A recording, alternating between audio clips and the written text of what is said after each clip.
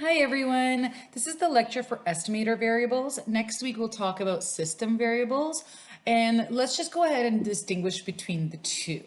So here we're talking about variables that can affect an eyewitness's testimony, okay? So things that can affect the eyewitness's memory or their behavior or their performance on like a lineup or something like that, all right? Now, there's two groups of variables that can affect an eyewitness's testimony: estimator variables and system variables. So an estimator variables are things that cannot be controlled by the criminal justice system, okay? Where system variables are things that can be controlled by the criminal justice system. So an estimator variable is a variable that is likely to influence the accuracy of an eyewitness, but again, the criminal justice system can't control it. So what do I mean by that? You're going to see that there are things like the lighting of the event, okay, or other things that happen during the event that the police can't control how good of a view an eyewitness had, right? So at best, what we can do is factor those variables in and make an estimate of how they might impact the eyewitness's accuracy. Okay, so a lot of research, like psych research, has been conducted on all of these variables we're going to talk about today in an attempt to estimate their influence on an eyewitness's accuracy. Okay. When it comes to estimator variables, there are these four classes of variables or groups of variables. So there's variables that are specific to the situation, variables that are specific to the witness themselves, variables that are specific to the perpetrator, and variables that are specific to this interaction between the witness and perpetrator. All right. Most of these are not going to come as a surprise because you've had experience like seeing and perceiving and trying to remember things. Okay. Now, we're going to go through all of these pretty straightforwardly. Obviously, your book talks a little bit more than I will, including it's going to talk more about like the actual research and studies that were conducted about these factors than I probably will. So let's first start with the situation. There's a lot of characteristics about the situation itself that can affect an eyewitness's accuracy, all right? Now, a lot of these we actually like don't know or can't directly measure. So we kind of have to rely on the witness, right? Like we can't measure how far away the witness stood from the perpetrator, or how we don't necessarily know exactly how long they were there for. So we kind of just have to like rely on the witness's account of everything that happened and then kind of make estimates again about how it could have affected their accuracy.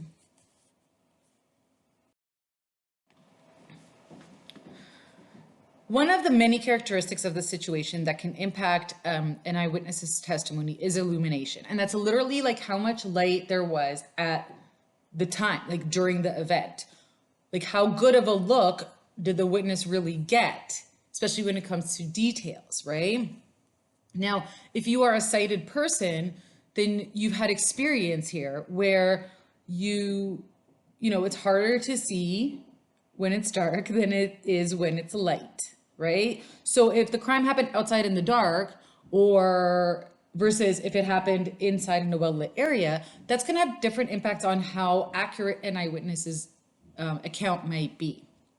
So one important estimator variable to factor in is illumination, because that can give us an idea of how accurate that eyewitness's memory is going to be, okay? Now, how does this work? Well, if you remember, your eyes have rods and cones, right? Cones detect color and are largely localized in the fovea. Rods, on the other hand, detect grayscale and they are out like in the periphery, right? So in bright light, we rely on our cones, and cones can see fine-tuned detail. In dim light, we rely on our rods, and we can't focus on the fine details, okay? Because they're not in our fovea like that. So that's part of why we can get a better idea, or we can have kind of more faith in somebody's memory if the event occurred in a well-lit area, okay? Also, drastic change in light can affect the view. From going, like, let's say you're going from light to dark or dark to light. That's also going to affect the view and how clear of a view somebody got. So how well lit the event was, of course, matters, but also how the light is hitting the person also matters, okay? Think of shadows, or think of like, if the light is behind, the light source is behind the person, are you really getting that great a view of the person's face, okay? So the way the lighting hits the person is going to affect how you perceive someone's face. I want you to go watch this video. It's super short. It's really fun. It's just like showing you how shadows and different lighting source can affect the perception of somebody's face. And then watch this video and come right back. We'll talk about it. To the next slide. Okay, see how that video showed you, like, this person was a completely different person depending on where the lighting was hitting them, right? So the direction of the lighting also matters. And seeing people from different angles also matters in getting the, an accurate view of their face, but also when you see them at different angles, then the light hits them differently, right? So those kinds of factors, again, we try to keep these things in mind when we're assessing the accuracy of an eyewitness's testimony in order to estimate how accurate it is or how faulty it could be on the flip side, right? Your book talks about a study by DiNardo and Rainey, 1989, and they manipulated illumination at encoding. And not surprisingly, the lighting conditions affected participants' memories for the images, right? But what was also interesting is they followed that up with another study where they also manipulated the lighting at test. And that also affected the person's memory for the images. So what that means is the lighting at encoding, so at the event, when you're first putting that memory into your memory system, matters, but so does how the lighting when you're trying to retrieve the memory, like when you're looking at a lineup, okay? That memory matters as well.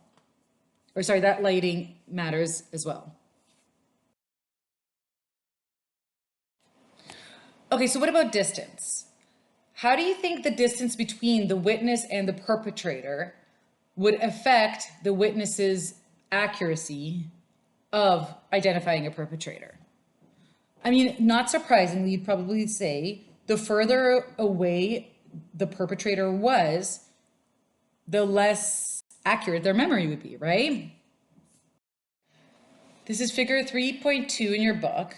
I don't expect you to know the angles and the equation going on here, but this is why it matters, right? So this is how an eye would perceive an image, like a face, okay? And the further it is, the smaller or less visual information is coming into the eye, all right? So that's what I really want you to appreciate from this figure. The further away somebody is, the less information is coming into the eye, meaning the less fine-tuned it is, meaning the less details it has, okay? Now here's the other thing that goes along with this. A lot of times when you're talking about something like distance, like how far away were you from the perpetrator? Where were they standing? Where were you standing? Those kinds of information are given from the witness themselves, right? So the witness might say like, okay, well, they were 5 feet away from me. So you can calculate, you can make this calculation, but you have to also appreciate the fact that that judgment might not be accurate because people are notoriously incorrect when judging distance. Specifically, we tend to underestimate distances. And what that means is we tend, like, let's say they were 10 feet away, but they'll say, oh, I was only about 5 feet away. Okay. Especially again, in this kind of like eventful situation, because we're kind of, and we'll talk about this a little bit more later on, but we kind of zoom in. When it's something like this, we zoom in. For example, many years ago, I went to a convention center because the Dalai Lama was talking. And while we were like walking around at the, bazaar that was selling things, we saw the Dalai Lama, you guys, and that was huge for me. And the security people stopped us, and so he could get on the elevator, and I was like maybe 10 feet away. Okay. Now, if you ask the people that I dragged there with me who weren't as emotionally invested in that incident, they would say we were like 20 feet away. But my memory of it is like he was right there. Like I was right there. Okay. So you have to appreciate the fact that we are not very good at making a judgment of distance, but you can see here, distance matters. Okay. And all we can do is make these estimates about how much it matters. And in order to do that, we have to factor in the distance, which is an estimate from somebody's memory for an event that was really like a big deal. And so these are all things that you have to kind of put in your head. Okay. Okay, so what else? What's another characteristic of the situation that could affect an eyewitness's accuracy? Well, not surprisingly, viewing time, right? Like how long were you looking at the face? Was it just like you got a glimpse of it as the person ran by, or were they like there for an hour and you watched them the whole time, right? Viewing time intuitively matters, right? Now it's a bit complicated, this relationship with viewing time and memory accuracy. So your book talks about quite a lot of research. So let's try to kind of make sense of them together, okay? First, it talks about a pretty straightforward study, the DiNardo and Rainey 1991 study. The participants looked at a group of photographs. They were either presented for 1.5 seconds or 5 seconds, okay? And then they were presented with a bunch of photographs, some old, some new, and they had to kind of say if they saw the faces or not, right? If they saw the pictures or not. So a classic kind of old new recognition task. Now what they found was a clear advantage for photographs that were studied for the longer time, 5 seconds, right? Now, what does that mean, a clear benefit or accuracy? If you remember from previous lectures, that is a complicated meaning, right? Well, what they found was there were more hits, so correctly remembering what an old picture, saying that it was old, but there were also less false alarms. So less making the error of saying this new picture was old. So that's the two ways you want to go, right? So good. Here, exposure time resulted in more accuracy both ways. That kind of diagnostic stuff we were talking about before.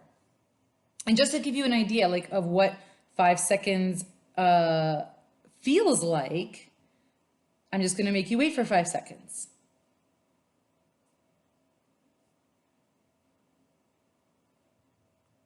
Okay, so notice that was the long condition, all right, versus 1.5 seconds, which is really, really short, okay? But there's also like other literature on face memory specifically that indicates that it's not that clear cut. It's not like, oh, the longer time you have looking at a face, then the better you are going to be at recognizing it. It's not exactly that clear cut. Your book goes on to explain a 1995 study by Reed, okay? And what they did there was they had participants in the field, like out in real world, interact with the store clerk for either less than 1 minute, the short time, or a longer period of time. So somewhere between 4 and 12 minutes, okay? So that's considerably longer than the study we just talked about.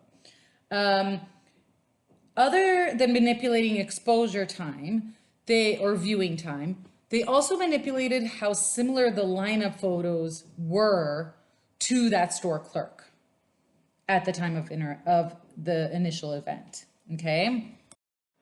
What they found was when there was low similarity in the lineups, and again, similarity to what the initial event was like, so what the person looked like, they had glasses, their hair was down. When they had low similarity in the lineup, so no glasses, their hair is up, then they got what they expected. Like, the longer the time, the viewing time, the better the memory, all right, in both ways. But when the lineup consisted of people who matched the store clerk at the original time, it wasn't that clean cut. What happened in the high similarity condition is people were getting more hits, so they were more correct when having the person in the lineup, they were correctly saying that's the person, but they were also getting more false alarms. So when the person wasn't in the lineup, they were more likely to pick somebody who was wrong, okay, who was new. What does that mean?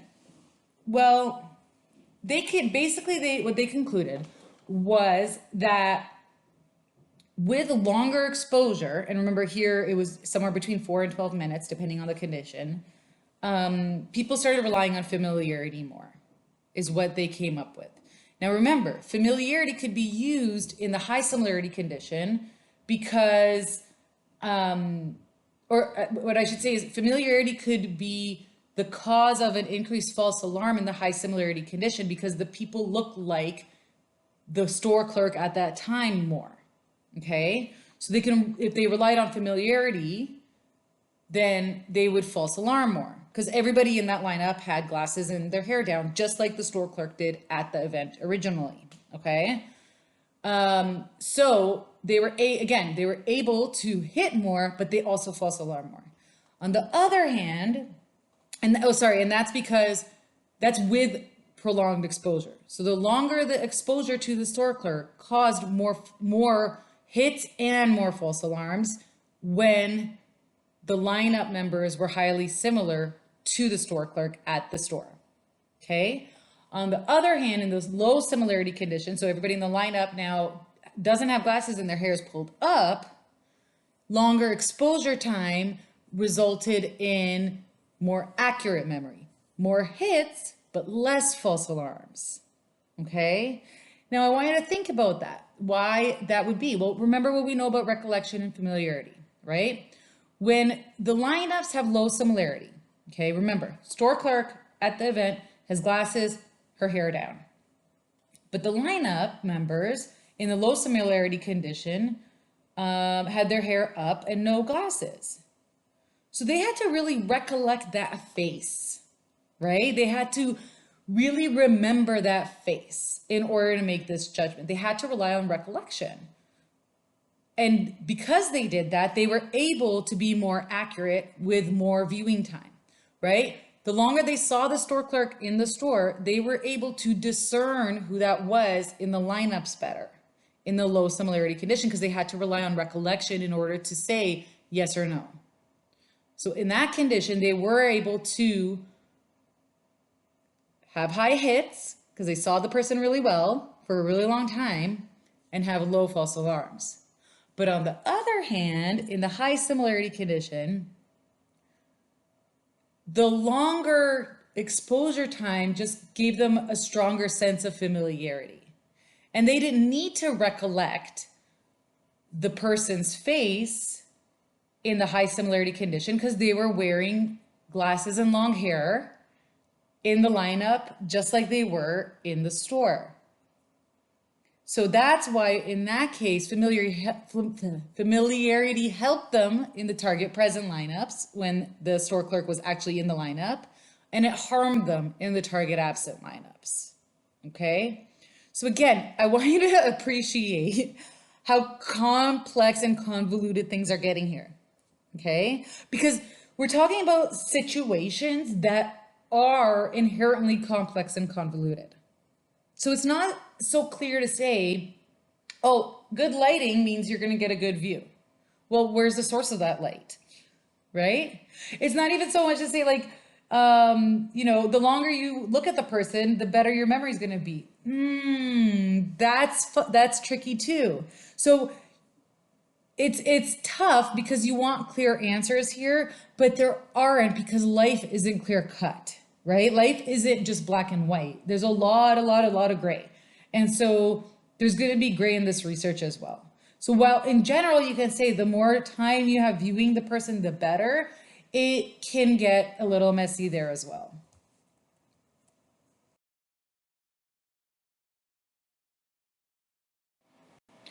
So viewing time is about how long you actually looked at the perpetrator's face. How long were you watching them and, bringing in that kind of sensory information into your system. The passage of time is about how long between the event, between you were looking at that face to you being tested on that face. Okay? And I want you to think about this and think about it for yourself. Like when you learn something at the very beginning of the semester versus the lecture right before an exam, does that matter? Does how long it's been since you learned the information matter on the test, right? So that's kind of what we're asking. So when we talk about passage of time, it's about how the time between seeing the perpetrator and being tested on your memory for the perpetrator, like being given a lineup. So how would passage of time matter here? Now, if you can get an eyewitness to either describe the perpetrator or take a lineup immediately after the event, well, that's probably a reliable memory, right?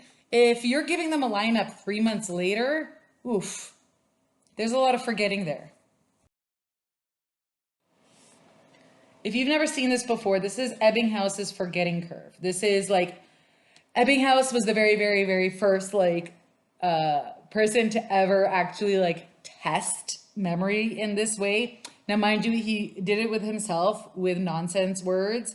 So things just basically nonsense words are words you can pronounce but don't actually mean anything. And this way they're not your memory won't be influenced by knowing the meaning of the word. You're just remembering, I don't know, bulb or something like that. Okay. And this forgetting curve, it has been it's a pretty robust finding. This is kind of how we forget. And basically what it's saying is immediately, what you're seeing here is the y-axis, the one that's running up and down, is memory, accuracy, okay? And he's talking about specifically in terms of relearning. That's what he means by memory savings. So how easy or how quickly is it to relearn these nonsense words, okay? But you can see this curve. This is just known as kind of a forgetting curve in general. This is just typically how information gets forgotten, okay? So the y-axis is going to be memory accuracy. The x-axis is time. And again, we're talking about delay between learning and testing, between encoding and retrieval, okay? And not surprisingly, again, this shouldn't be a surprise to you. When you retrieve immediately after encoding, you're going to remember it really well. The longer you wait, the longer that delay, the worse the memory is going to be. But notice that it starts plateauing, right? There is this curve to it where you lose a lot of information pretty quickly, and then it becomes a relatively stable memory, okay? So think about this. When are these lineups being given? How soon after an event is an eyewitness's memory really being tested? So there's lots of ways to test an eyewitness's memory, mind you, right? So ideally, initially, you'd want a description or some kind of drawing or a sketch artist or something like that. Then, that's probably reliable. But if you don't get a description for 3 months, how reliable is that memory going to be? Okay. Your book talks about a meta-analysis by Deffenbacher, Bornstein, McGordy, and Penrod in 2018. And just to kind of remind you, a meta-analysis is a huge study that analyzes the results of many studies that look at something in particular, okay? So it is a statistical analysis of those results. And basically what they found, the overall finding was that the longer the retention interval, the longer that delay between encoding and retrieval, the poorer face memory was, either in every measure of face memory, okay? Old new recognition tasks, lineup tasks, show up tasks, anything like that, okay? So this is not surprising, I would assume, that this is a finding here and a real concern here.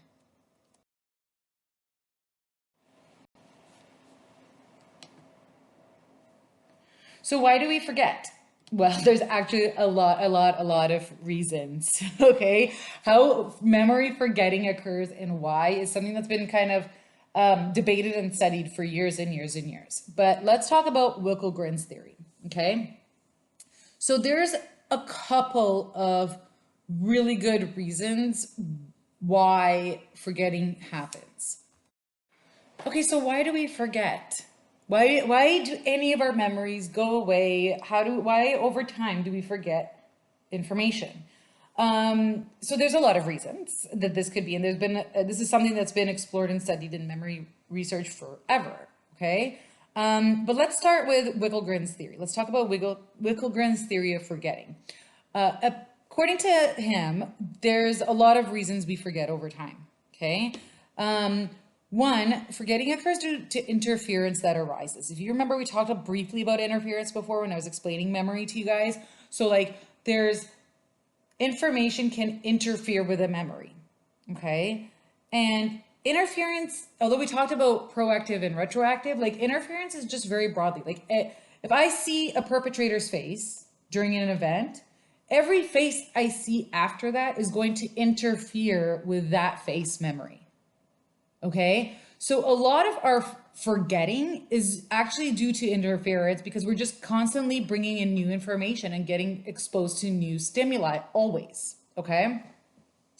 Another reason information is forgotten over time is decay. And that simply means that the memory trace itself is just decaying away. All right, like think about it, anything that decays, right? And they just get smaller and smaller and things just go away. That's essentially what's happening to a memory representation as well. All right. And here is where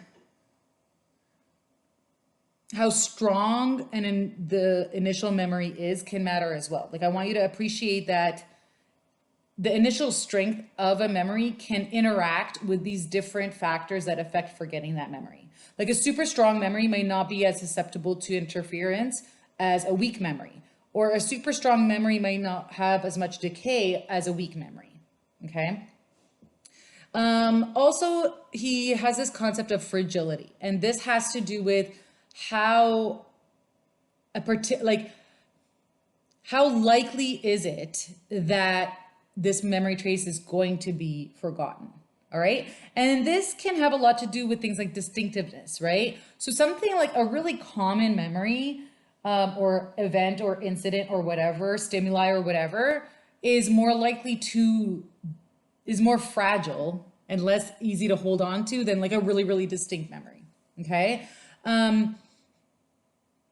So basically this theory looks at memory as this function of these things, okay? And how much and how likely a memory will be forgotten will depend on these things.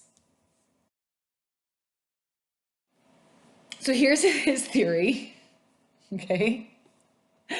I don't really expect you to like memorize this, but I do want you to, I want you to understand how it works. Okay, so let's talk about what this means.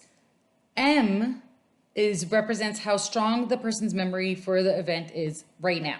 Okay, so we're trying to measure right now how strong that memory is. Okay, L is going to be that initial memory strength. So when it first got encoded, how strong it was. Okay, now remember numerators and denominators and how they work together. The stronger the memory strength, so the stronger the numerator, the bigger the numerator, the bigger M is going to be, their current memory, right? So let's just break that down. So again, if a numerator is very big, then the number you're calculating is going to be very big, right? So the stronger the initial memory strength is, the stronger it is now, all right? T is time, and D represents forgetting due to decay. All right, so what that means is, remember, decay is a function of time, right? Decay is just this memory trace withering away. So the more time it is, the more you're gonna kind of decay, even in factoring in the decay rate, okay?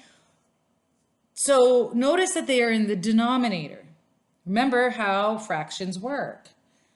If the number in the denominator is very big, then m is going to be very small. So if a lot of time and a lot of decay have happened since the initial event, the current memory is going to be smaller. If not a lot of time happened, the current memory will be larger. Okay, you guys with me?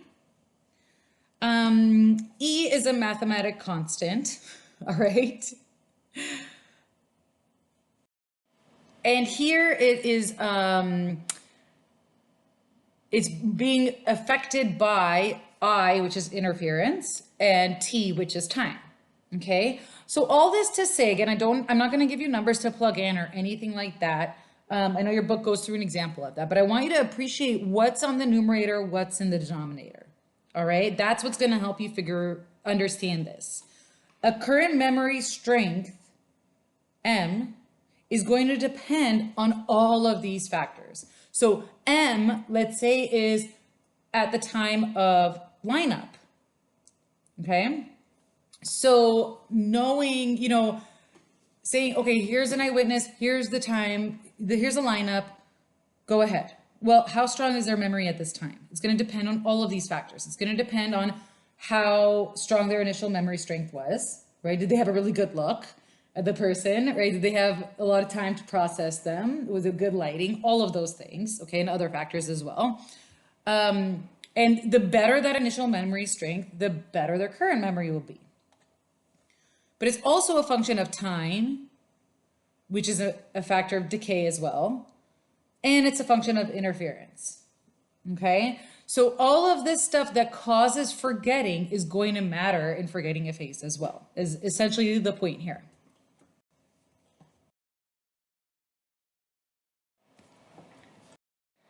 Now, what you're seeing here is how those factors play into memory forgetting when you're factoring that time, okay? Like how all of this kind of interacts with itself and with each other, okay?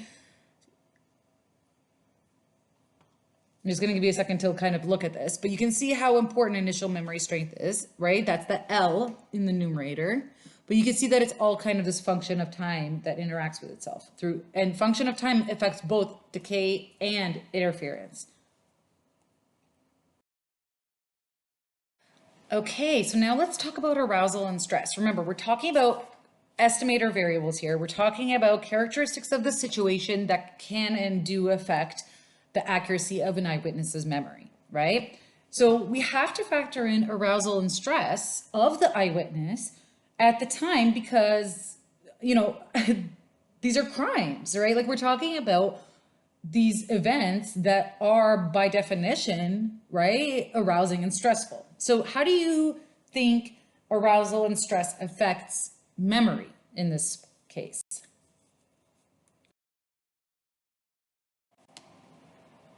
Before we get into how arousal and stress can affect an eyewitness's memory, let's recap how these cognitive processes work. And how emotion and stress can moderate them. So sensation, right? First, information from the world enters our system through our senses. That information is largely accurate and mostly complete. Then we attribute meaning to it, right? So perception is attributing meaning to what you're sensing. And this is a process that guides our attention and our behavior. Remember, attention is a limited resource, right? So I study the effect of emotion, and most of the effects that we're going to talk about is mediated through attention, and specifically through how emotion affects our attention, okay? In general, we need to attend to something for it to be remembered, or at least remembered well enough as needed in a crime scenario. Now, some memories will get replayed over and over again, which can strengthen some aspects of the memory and leave it vulnerable at the same time, right? Because of this, we gain more confidence in the accuracy of memory representation. Remember flashbulb memories I talked about? Also, because of this, we believe that we remember these events more accurately with rich detail. And that's the role of meta memory. So meta memory is how we think our memory works. And we all believe that our memories for these kind of arousing, significant events are more accurate. And so we treat them as such. Okay, so let's define these terms first, all right? Usually emotion is defined on these two continuums, valence and arousal. So valence is a continuum from extremely positive to neutral to extremely negative, all right? So the valence of something is how negative or positive it is.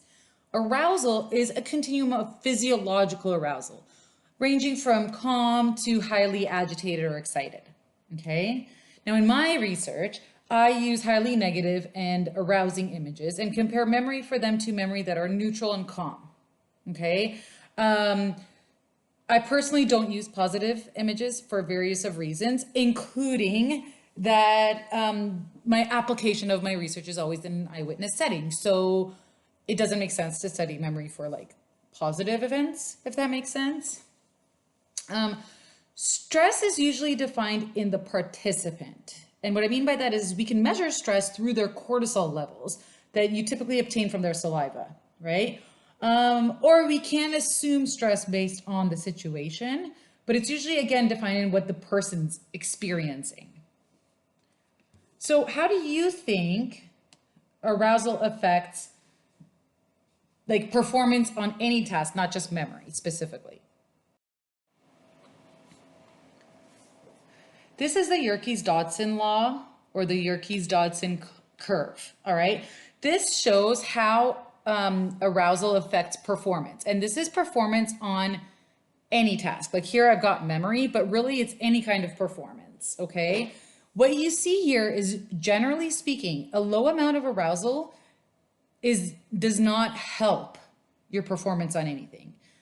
A high amount of arousal also doesn't help your performance. You want this like optimal arousal. And I want you to think about it like this. Like think about if you were taking an exam or if you were solving a puzzle or running a race or whatever, right?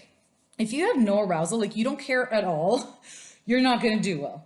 But if you have too much arousal, like you're sick to your stomach and super duper anxious and distracted and stressed out about it, you're also not going to do well.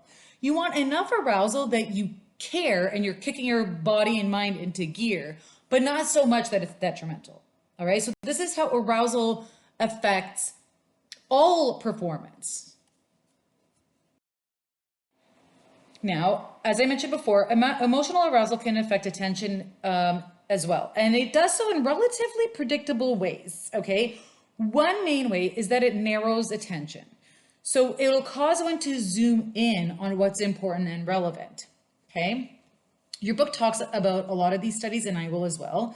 But when you think about the role of like perception and attention as knowledge or guidance of action, then it makes sense to zoom in and process what matters the most, right? Like we're adaptive beings. Like think about it from an evolutionary standpoint, right? Like if something is emotional, if it's a negative situation, let's say, it makes sense for you to zoom in and focus on what's emotional and what's causing the emotion and processing that information, okay?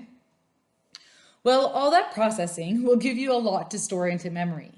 Along with the extra information, all that extra attention is bringing in, there's also this funny thing going on during consolidation. Now, if you remember, consolidation is that process of transferring new information into a long-term store, right? And it's transferring information that you've learned into something more long-term. You're embedding that information into your existing knowledge base, right? Well, this is heightened by emotional arousal. So during consolidation, there's a lot of activity in the hippocampus, right? That's the structure in our medial temporal lobe that processes information, okay? That processes memories. During consolidation of emotional information, there's a lot of activity in the amygdala as well. And remember, amygdala is the area, again, in the medial temporal lobe, very close to the hippocampus, that processes emotional information. And more importantly, than both of these structures having a lot of activation during memory consolidation of emotional events, there's a lot of communication between the two, okay? And this results in less forgetting of emotional information compared to neutral information. So remember those like slopes of forgetting we just talked about? Those slopes are less steep for emotional information because of the relationship between the amygdala and the hippocampus during consolidation. This is known as the emotionality advantage, okay? So even when you see equal memory for like emotional events and neutral events in a short delay, like the same day as it happens, you see an advantage after a night's sleep. Because remember, consolidation occurs during sleep, okay? So in my research, that's what I do. I bring people back. So I'll show them pictures. I'll test them on the pictures that same day. Then I bring them back 2 days later, test them on pictures again. And you won't see a difference between the emotional and neutral pictures on day 1. You see a difference on day 2 though, because it's the consolidation of emotional memories is better than the consolidation of neutral memories. So people forget the emotional memories less, okay? Now, stress, on the other hand, is a little different. If stress is long-term or pervasive, it can be very detrimental to memory, okay? Think of like PTSD or post-traumatic stress disorder. The stress involved in those situations not only like can negatively impact the memories, but it actually damages the hippocampus itself. Like somebody who has PTSD will tend to have a smaller hippocampus than somebody who doesn't. Okay, and remember, hippocampus is the memory area structure, right?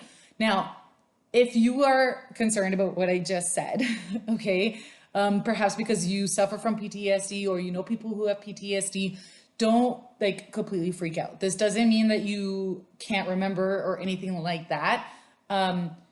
It's more complicated than that. It's actually part of why those memories can be harder to forget. So it's not like a clean cut, like, oh, your hippocampus is damaged, you can't remember stuff. It's actually not that. It's a part of it is it's harder to forget those memories because forgetting is important, right? And again, if you want more information, I'd be happy to chat with you about it. Feel free to come in office hours or set up an appointment.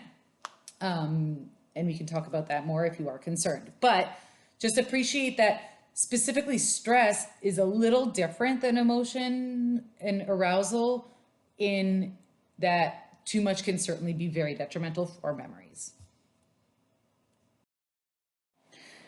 Now, what about the event needs to be emotional? Like, is it the entire event or scene?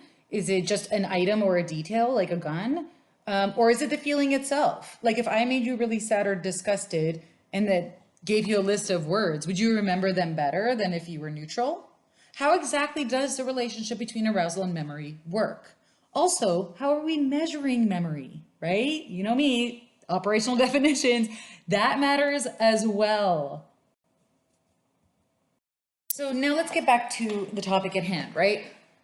Estimator variables that can affect an eyewitness's account, specifically characteristics of the situation. And we're focusing on how arousal and stress can affect an eyewitness's memory specifically, right? So there's a lot to unpack here, right? And your book does a really good job of talking about specific studies. And I want you to, like, when you're reading them, just appreciate the differences between them, right? Like, is it stress? Is it arousal? Is it emotion? Is it, how are they defining memory, right? Like, how are they measuring memory? There's a lot of issues at play here when you're talking about a crime, right? And not all crimes are very emotional. Not all crimes are very eventful. Not all crimes have a gun, right? Not all crimes will cause the witness to be fearful. So all of these different aspects of arousal and stress and memory matter because they're going to have these differing effects. It's very, very complicated. I do want to kind of touch a little bit more on something I alluded to earlier that your book discusses as well, and that's Easterbrook's cue utilization hypothesis. And this sounds like really, I don't know, complex, but essentially high levels of emotion, arousal, and stress, okay, narrow the attention to focus on just a small number of details. All right, this is what I was alluding to earlier. This is usually called attentional tunneling. Like you basically get tunnel vision. Okay, so you focus on things that are causing the emotion or the arousal. Okay. So if you're feeling fear, you're trying to like focus on what is causing the fear. All right. And again, now on the other side of this, like let's say there's a perpetrator, there's a crime happening, they have a gun. According to this theory and other similar attentional focus theories, our emotions and our arousal and our stress in that moment is going to make us focus on, what's the emotional part here? Let's say the gun. Remember, attention is a limited resource, right? So if we're putting all our attention on the gun, how much attention are we using to process the perpetrator themselves?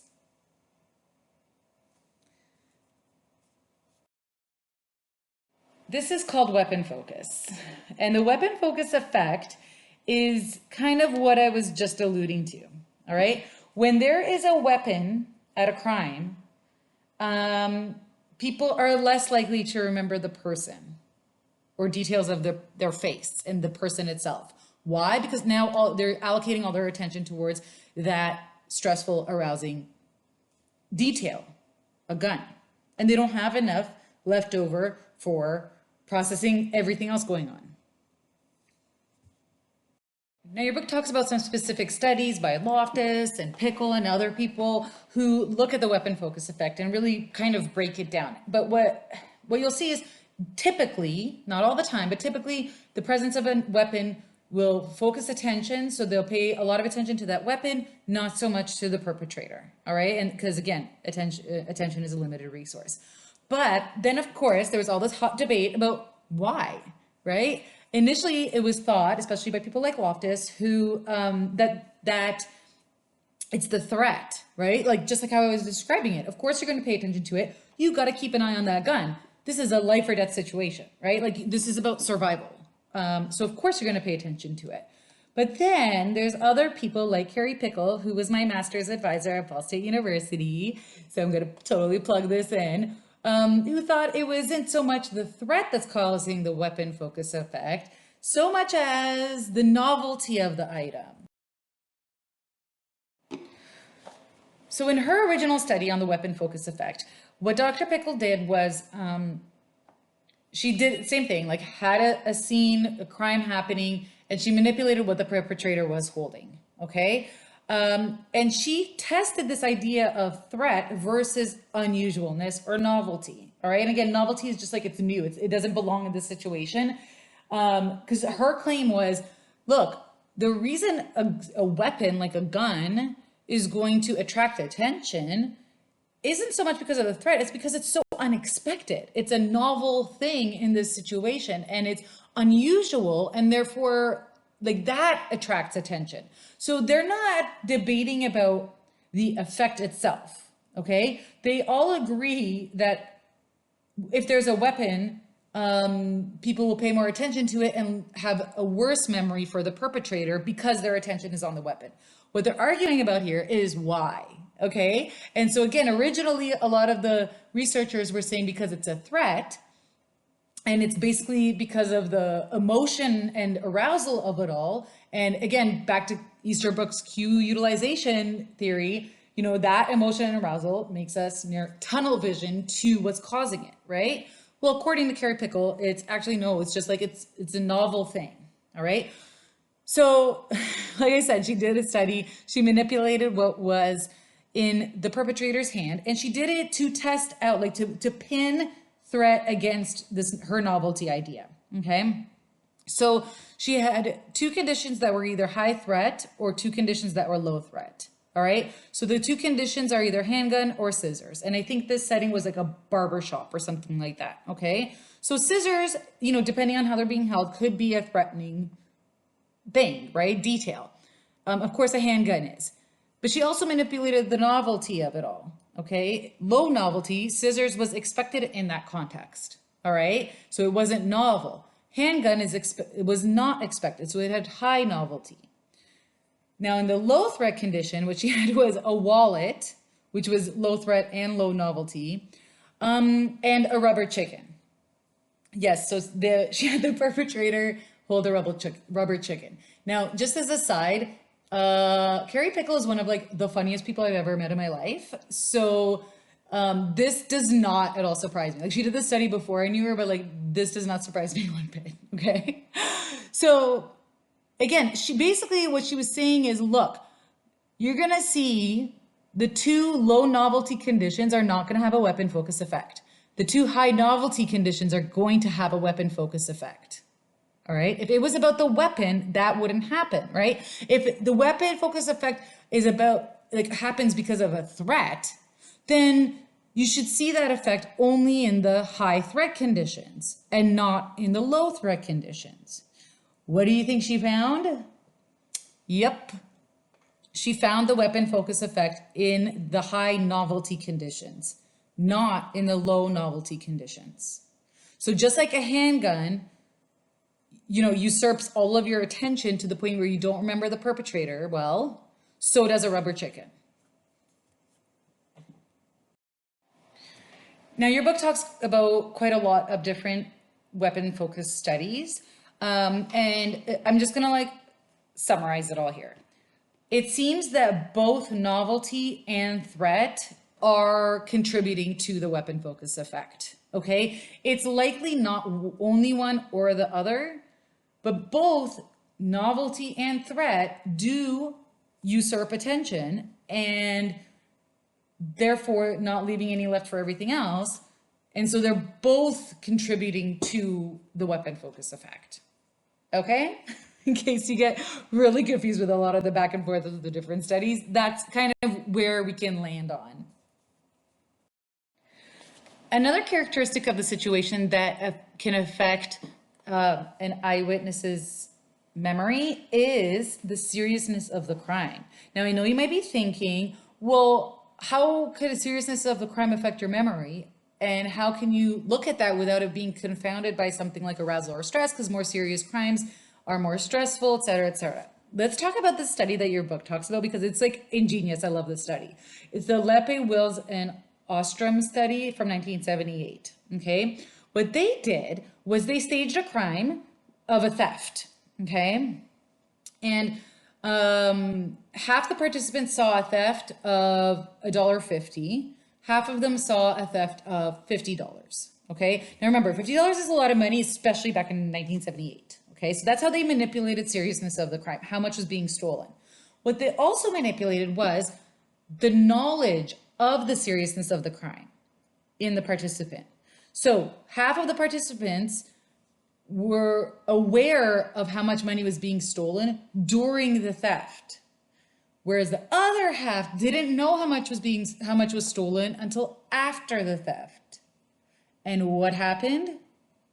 Well, seriousness of the crime affected the participants' memory accuracy only when they were aware of it during the theft. So the ones that didn't know how much was stolen until after had the same accuracy when they were presented with a lineup later. But the ones who were told during the event and they knew how much was being stolen, the ones that were watching a more serious crime better remembered the perpetrator than the ones who had a less serious crime. And I don't know if this is blowing your mind. I'm hoping it is, but I want you to appreciate this. What this means is the participants who knew how much was being stolen must have processed things differently based on how serious the crime was. So the ones who saw $50 getting stolen, they must have just processed the event in such a way that led to a better memory later than the ones who witnessed $1.50 being stolen. I want you to think about that. That's kind of mind-blowing, right? Like knowing about how the seriousness after the fact didn't have an effect on memory. It was only during the event. So they must have paid attention differently and just processed and maybe paid more attention and maybe made more of an effort to accurately encode the perpetrator. Like something happened based on the seriousness of the crime. Okay, so those are all the estimator variables that have to do with the characteristics of the situation. Now let's talk about the characteristics of the witness themselves. And I want you to just like stop for a moment and think about like what possible characteristics could there be about the witness that could have an effect on their memory for a perpetrator. Well, one character has to do with whether the witness was a victim or a bystander. Now, you might be looking at this and being like, okay, yeah, absolutely. A victim would totally remember the perpetrator better than a bystander. Actually, that doesn't seem to be the case all the time. In fact, bystander witnesses tend to make better witnesses than victim witnesses. And you might be really surprised by that. But also like think about it from a memory standpoint. Like it's not, you don't have any attention and resources being focused and turned inward when you're the bystander like you might as the victim. You're not experiencing the same level of arousal and stress that might actually be detrimental to your memory like you would if you're the victim, right? So you're processing, you know, like you want to think of it this way, like that a bystander is processing the event more objectively than a victim would. And there seems to be, you know, quite a bit of research that suggests a bystander witness is a more accurate witness than a victim. Not surprisingly, elderly people make worse witnesses than younger adults. And there's a few reasons for this. Generally speaking, our memory processes and our cognitive processes do decline as we enter advanced age, okay? So there's just kind of those general deficits and general memory deficits specifically. Also, facial recognition gets significantly worse as we're older. And, you know, part of that is, again, the memory deficits, but part of it is also like, remember about like interference? Right? By the time you're in your older age, you've seen so many faces, so they're more likely to interfere with each other. You get what I'm saying? In general, recognition memory is worse than younger adults.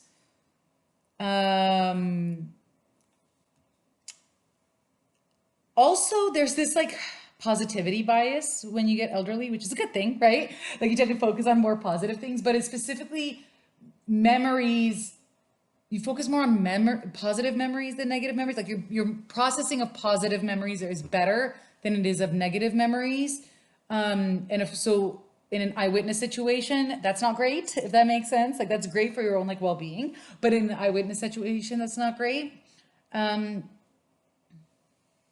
Also, even with facial recognition, you know, as we age, we become worse at recognizing faces from different viewpoints or different angles. So we're not like processing faces quite the same. Also, the elderly have worse source memory. Source memory is, I think I briefly touched on it before, but essentially what that means is where the information came from. So we have a memory for a piece of information and memory for where that information came from. But those two bits of memories they're not stored together. They're connected, but they're not stored together. And what ends up happening is the memory for the source gets forgotten quicker and more so than the memory for the information itself. So you might remember a face, but you don't remember where you saw that face. And that can really matter here in an eyewitness setting, especially if you're looking at like several lineups or, you know, that sort of thing. Like maybe you even saw the person at the crime, but they weren't the perpetrator. Does that make sense? Like mixing that up is more common in elderly than it is in younger adults. And so as a result, they are more prone to making false identifications and false alarming. Children also are not great witnesses. There's, again, a lot of reasons for this as well. They're still developing their memory systems. Specifically, the hippocampus isn't really fully formed until over 5, which we talked about. So a lot of like recollective memories aren't stored very well. Like we don't store recollective information that well when we're very young. Okay. Other things that make children not great witnesses is they tend to acquiesce. And what that means is they tend to just agree and say yes. So especially to authority figures, which is another thing children, really like listen to authority. So if, they know that the parent wants them to do good, the police want to catch somebody. So if they're like, was this the person you saw? They're very likely just going to say yes. Like whatever the question is, they'll say yes. So that's something you have to be really, really careful with child witnesses. That's why a lot of child interviewing techniques avoid yes or no questions because they're just so likely to answer yes. And of course, that can be extremely problematic. Also, children process people differently and they remember them differently. What I mean by that is they process people like by peripheral things. So let's say the perpetrator had, I don't know, like a jean jacket and a buzz cut and glasses, right? And let's say the lineup had them looking a little bit different. They won't recognize them, but they'll think somebody who's got the buzz cut and the glasses and the jean jacket was them because they're focusing on those different pieces of information for making an identification. And you can see this too, like I see it a lot with my daughter. I'll be like, oh, that person looks like me. And they'll be like, no, they don't have that hair color. They don't have that shirt on, or their hair is in a braid or something like that. And it's like, that has nothing to do with what the person looks like. But that's how they're processing people. They process people vastly different than adults do. And so they can be influenced by things that don't actually matter to the identity. Does that make sense?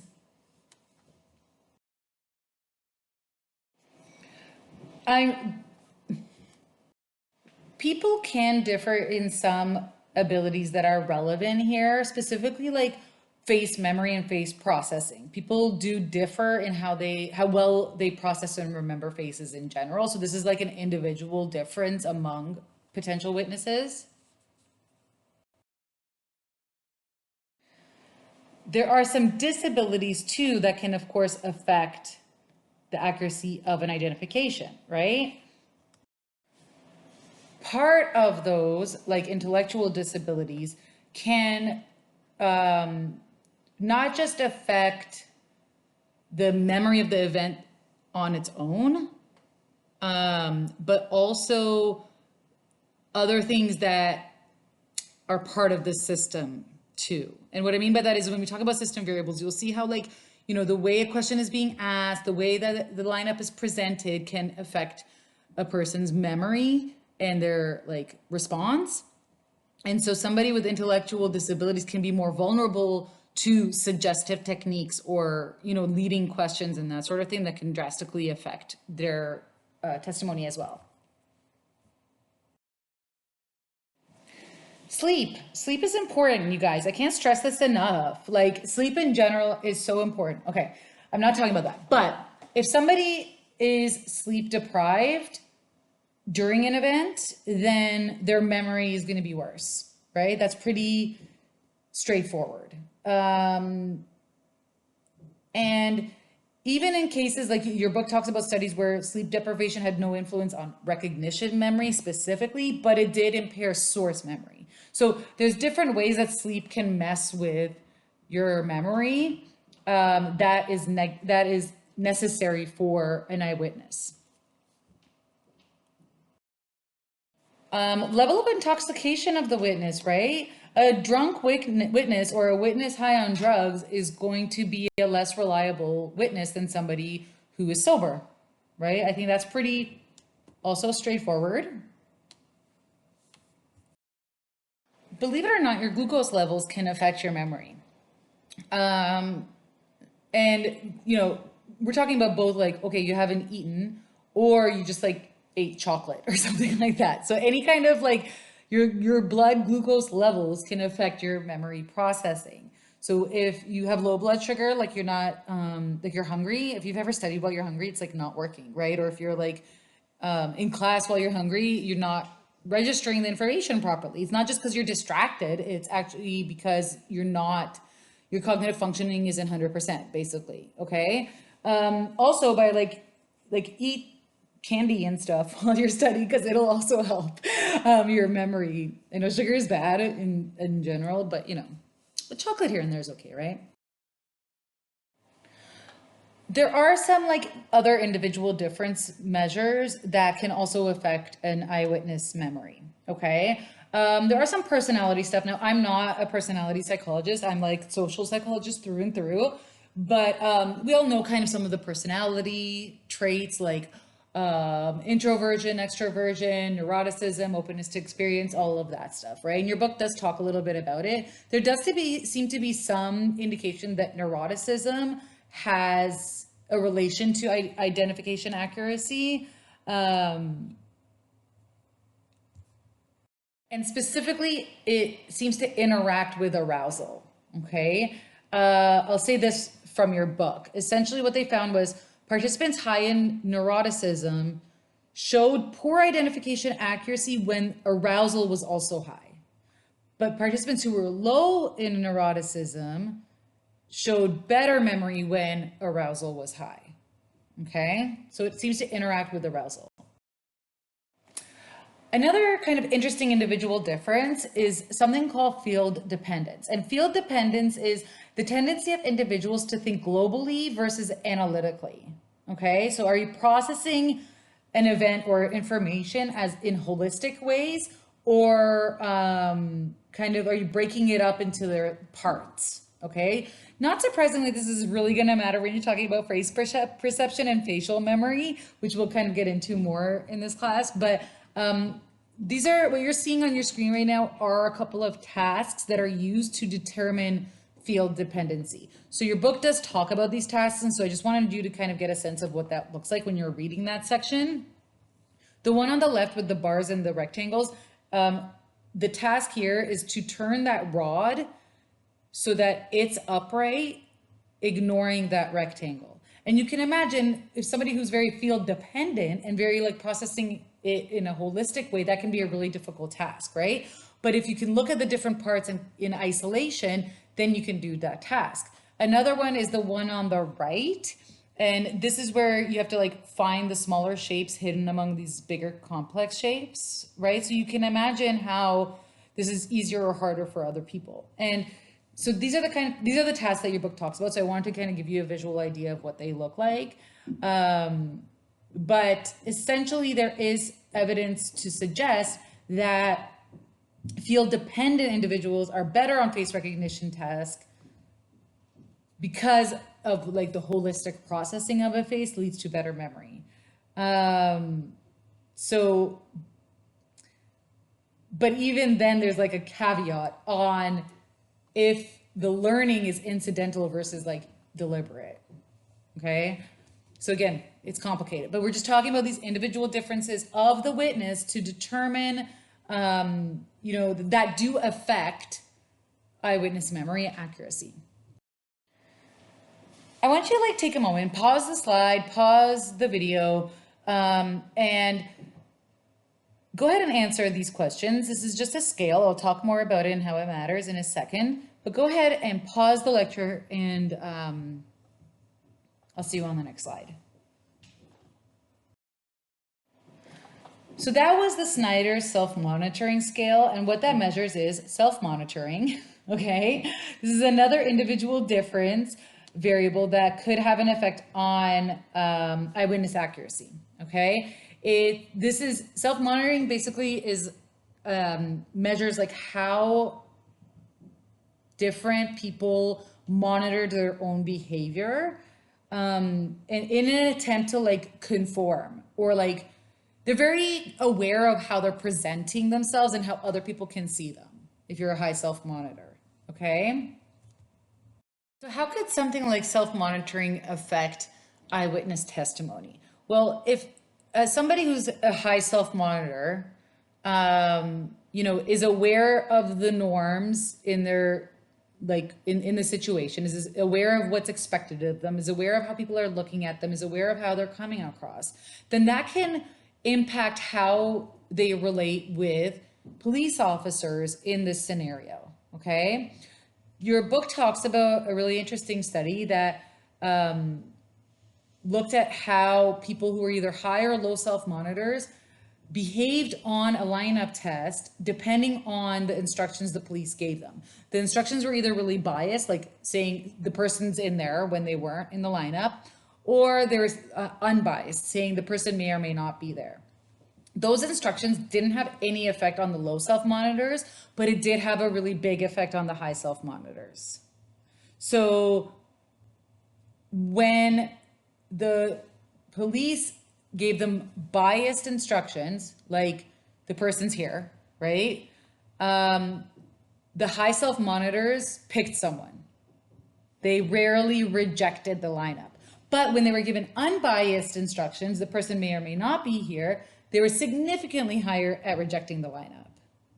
Okay? So this is, again, this interesting combination, right? You can see how complex this stuff is, but this is this interaction between this personality characteristic, this like individual difference, and how it can interact with things going on in this wider scenario of eyewitness psychology. The last thing we're going to talk about regarding the characteristics of the witness is police. Like, do police make better witnesses? Right? Because sometimes they're the eyewitnesses, right? Like they were there when halfway through a crime happened and they watched the rest of the crime. So they should be like amazing witnesses, right? Not surprisingly, the answer is sort of. Police, during the actual event, they're obviously going to process the scene and process the event differently than a non-police witness, right? Because they know what to look for. They know what they're going to be asked about later. They know what what kinds of things they're going to testify about in court. So in some cases, yes, they do have better memory of the event, but that memory is more for kind of peripheral details or details that are not so central to the event. Does that make sense? Again, attention is limited, right? So a regular eyewitness might be zooming in to what's central to what's happening, whereas a police officer is like really looking around and trying to process everything going on. Okay, so that was all the characteristics of a witness that could affect their own memories, right?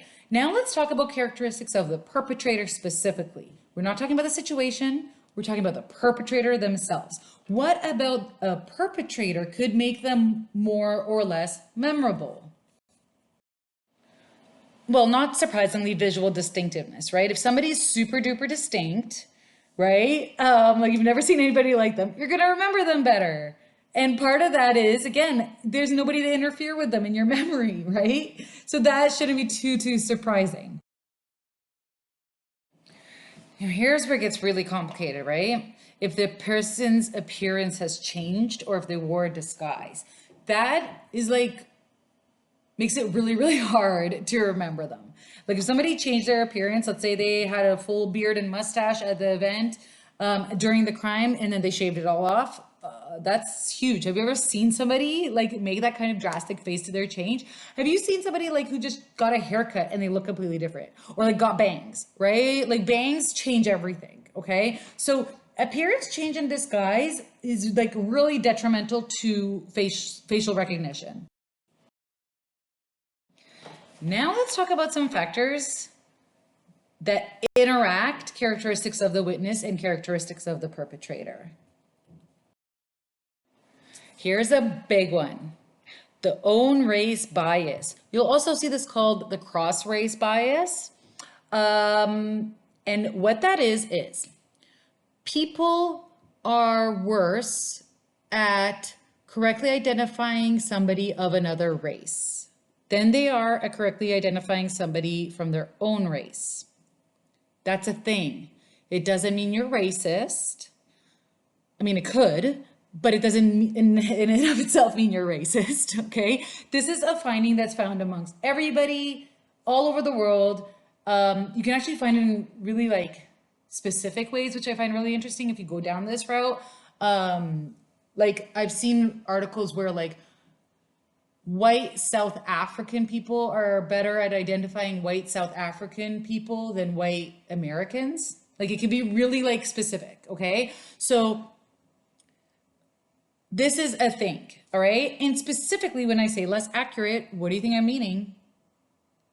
False alarms, right? So you'll find a lot of the research with this own race or cross race bias, people are more likely to false alarm somebody who's of another race than they are. Why? I hate to say this, but people of another group, specifically of another race, tend to look more alike than the people in your own race. And again, I'm not saying that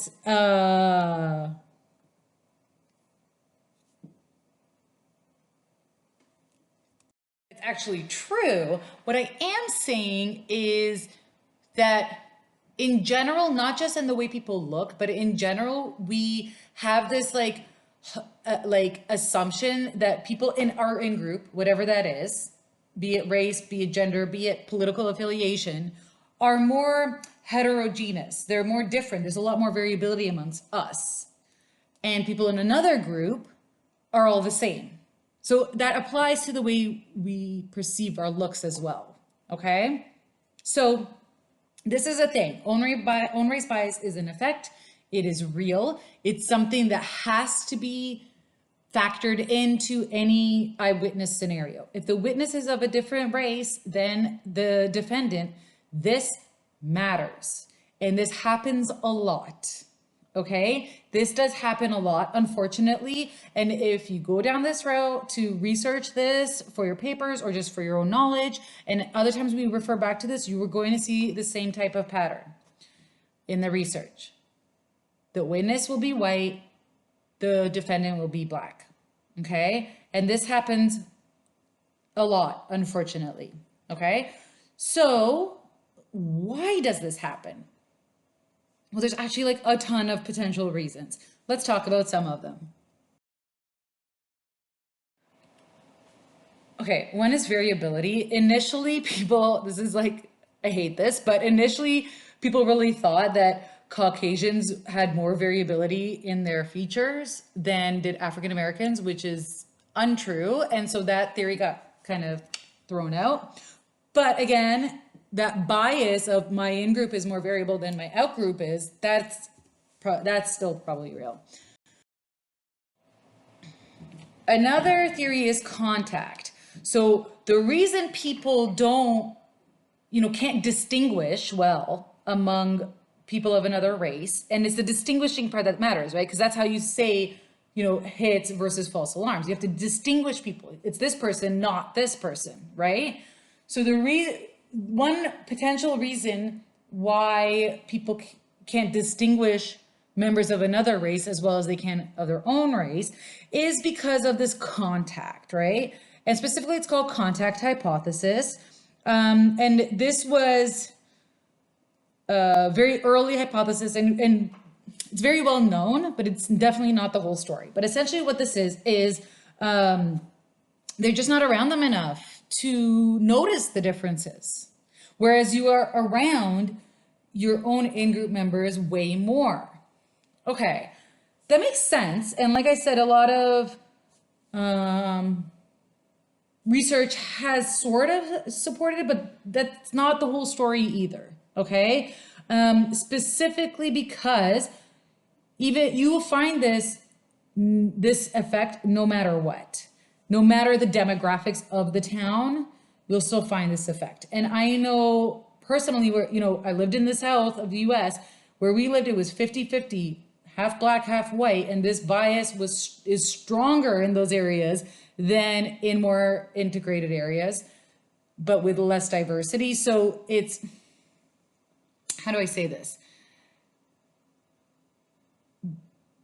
You would think you wouldn't see own race bias in a place where there's equal amounts of the two races, but you see it even stronger because it's not about mere contact. They're still segregated. So the contact in and of itself is not good enough. Does that make sense?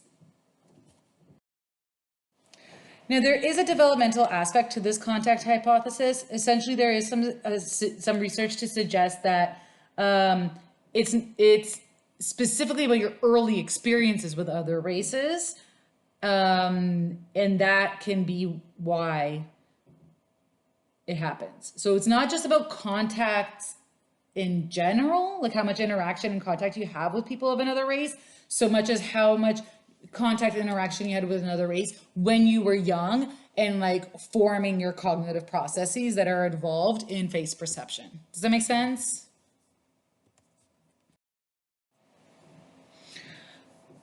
Okay, you can hear the disdain in my voice for contact theory and contact hypothesis, not because I don't think it's a good theory, and not even to say that I don't think that there's a part of it, but it's not the whole story. It's not about mere contact, okay? So let's take it a step further, okay? Roy Malpass, your book talks about him. He was like, you're going to see his name a lot in this section because he's done like all the cross race and own race bias research, especially the initial stuff, okay? But essentially what he's saying is that it's not just about the contact. It's the variability in the experiences with members of other races. It's what kind of interactions you're having. Are they,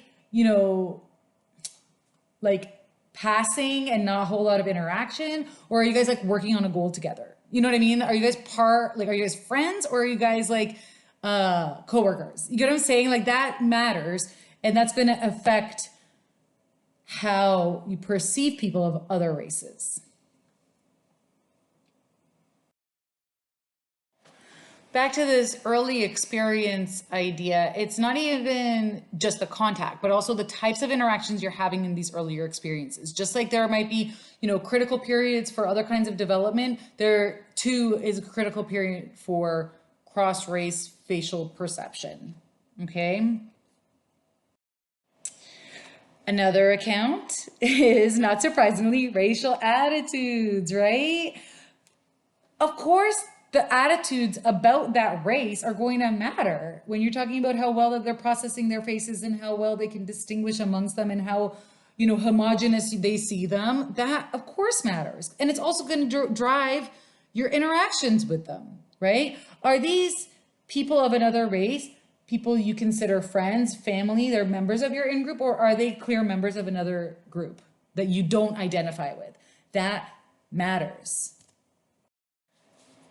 This categorization individuation model is what I was talking about earlier, how we tend to see our in-group members as very individualized and they're so variable and everybody's so unique, whereas our, the out-group members are all the same, right? And again, think about like the political party you adhere to, or I don't know, the sports team that you like, right? Like, all the Bama fans are just the same, okay? I'm totally guilty of this, especially when it comes to sports teams. But like, that is what this model is saying. Okay, so the racial attitudes really, really matter. And I think that there's, my personal opinion, this is a stronger explanation for the own race bias than some of the other ones. And I also think that this interacts with some of the other ones. Like I was saying, like your attitudes towards another race is going to interact with the type of contact you have with them, the social utility of them, the earlier experiences you have with them, right?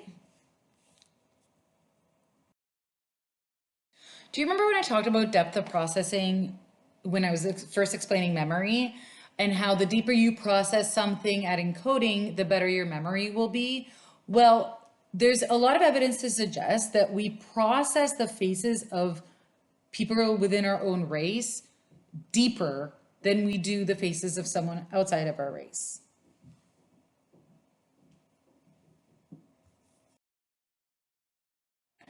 Some other accounts focus on the features of the faces. And specifically what I mean by that is, when you're processing a face of an in-group member, you tend to process that face holistically. So the whole face altogether. And that includes the features, but it also includes the relationship of the features, right?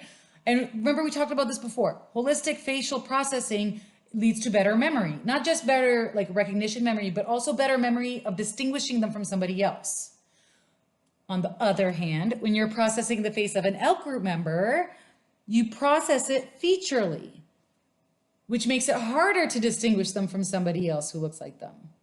Okay, this is the holistic processing account, and this might be one explanation of this own race bias. All right, it has to do with how you're processing the faces. Another thing with the features part is your book talks about this feature account, Levin's 2000 feature account. Okay, basically what this is saying is, look, when you're processing somebody in your in group, okay, let's pretend I'm African American. I'm processing an African American face. I'm saying, okay, there's a face. That's nice, okay? Now I'm African American and I'm processing a Caucasian face.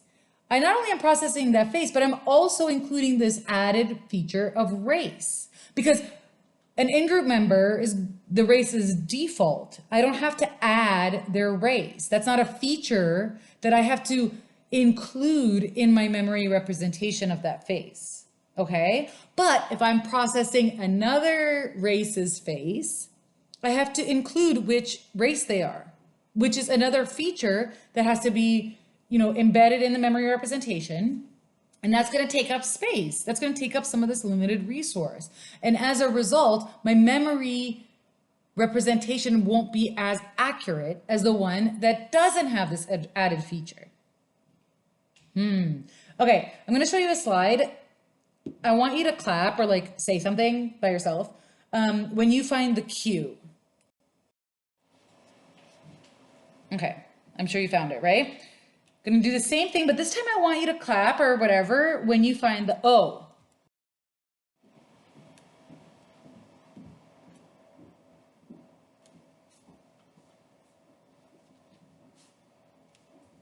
Okay, that was much harder, right? Why was it so much easier to find the Q among the O's than it was to find the O among the Q's? Well, the Q has an extra feature, that little thingy. You know what I'm talking about? That little line. It's easier to find the item with that extra feature than it is to find the item that lacks that feature. They've replicated the same finding that I just did with you with faces. It's easier for Caucasian participants to find an African American face among a sea of Caucasian faces than it is for those same Caucasian participants to find a Caucasian face among African American participants, indicating that I know you're like, what are you talking about? What this means is that when we process the face of somebody in our in-group race, the race is the default. Our own race, whatever that is the default. So when we're processing faces of other people, race is now an added feature and therefore has to be embedded in the memory representation, making the rest of the memory representation less accurate because we don't have enough resources to just add and add and add. Ooh, I hope that made sense.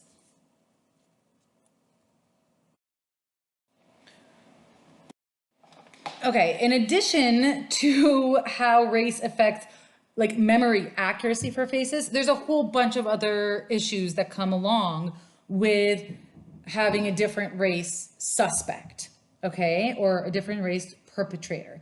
And we'll come back to this as we talk about some of the system variables as well, but just to kind of give you an idea, things like making a fair lineup, right? If the people creating a lineup are one race and the witnesses of the same race, but the perpetrator is a different race, and the people creating the lineup, can't distinguish other people's faces as well, and they're processing other people's faces differently than they do their own race faces, how can they create good, fair lineups? Okay, again, we'll talk more about this stuff, but this witness by perpetrator stuff, this own race bias, race in general in the, court, police, judicial system as a whole is problematic in unfair ways. And we'll get to all that that it relates to eyewitness psychology. But I want you to appreciate that this really matters. Like this own race bias matters in a lot of ways from the witness perspective, but also like lineups, like how are these lineups created, right? Like that matters. If you're processing faces differently based on the race that the person is, then how can you physically do a good job? You get what I'm saying? Okay, I'll stop right now. Along with own race bias, we also see other biases that are very similar. So there's a lot of just like own group biases. Of course, race is a big one. It's by far the most heavily studied one in psychology research. But there's also own age bias. We tend to better remember, and we're more accurate with remembering faces of people who are in our own kind of age group than other ones. So basically like all little kids look alike to us kind of thing. There's also an own gender bias as well. And I think this one is interesting because, you know, you can't talk about it being like necessarily sexism or contact or interaction, right? Like you could with the own race bias, because everybody's got people of different genders in their own families, right? In their own circles all the time. Like they have meaningful interactions with people of their own, of other genders. So it's not as, it doesn't seem to be the same motivation as, let's say, an own race bias, okay? Also, we tend to find that own gender bias is stronger in women than it is in men. So basically what that means is women are better at distinguishing other women than they are at distinguishing other men, whereas that difference isn't as big for men witnesses. So that's a really interesting one as well. So there's been, since your book has talked about it, there has been a bit more research going on with own gender bias, because it's kind of a newer thing people have been looking at, but it does matter as well. So again, it has a lot to do with in-groups and out-groups, but you know, some in-groups are different than other ones, right? Being a woman is different than your race, and out-groups are, anyways, you get what I'm saying. Okay, to summarize this lecture, there are so many variables here that can affect an eyewitness's memory and an eyewitness's account and their testimony, okay? And notice that everything we're talking about today has been estimator variables. And what that means is these are things that we just cannot control. We can't control any of this. We can't control the race of a witness or, you know, how much lighting there was or how serious the crime was. We can't control any of that, but they all affect it. So the best thing we can do is make an estimate of it, right? Like if the race of the witness is different than that of the perpetrator, we have to be mindful of that when, you know, putting weight on the eyewitness's testimony. If the lighting was very poor and they were very far away and, you know, they only saw them for a second as they were running by, we have to factor that in when we're putting weight on eyewitnesses' testimony. If they were incapacitated, if they were any of these things that we talked about today, we have to factor them in. That's what we mean by estimator variables. We study estimator variables in the research, in the lab, in the field. We do as much as we can so that we can make an estimate of how much they are impacting a witness's testimony at any given time, okay? Because they do. That's a thing, that's a fact. But there's nothing else we can do about it. Unfortunately, there's nothing else we can do. We can't just like turn on the light, you know what I mean, during a crime. We can't do these things. We can't actually affect them. Okay, so we just have to keep them in mind. And a lot of time what that means is the lawyers will keep them in mind in terms of how strong they, you know, how much weight they want to give the witness based on these, right? Will they even bother having them testify if they were incapacitated, the lighting was poor and all these other things, right? But also, you know, we bring this information to the jury. We make them aware of it too, that this can impact it. And that's where, like, later on we'll talk about expert witnesses, right? That's the point of expert witnesses, to come in and say, look, these factors are in play here. You can't pretend like this was like some, you know, clear day and their memory is perfect when we know it's not. So that's the estimator stuff. And it's very frustrating, as you can hear it in my voice, that we can't do anything about it. And all we can do is factor it in when we are taking an eyewitness's account of things. Next chapter and next lecture will be about system variables. Now, those are things that we can do something about. Okay, so we're going to be talking about how things the system does can affect an eyewitness's testimony and how research has shown to do those things better. So at least we'll have a little bit more control there. Great job. I know this was a longer one than you expected, me too. And the book, of course, talks more about a lot of studies than I covered, but it's definitely comprehensive.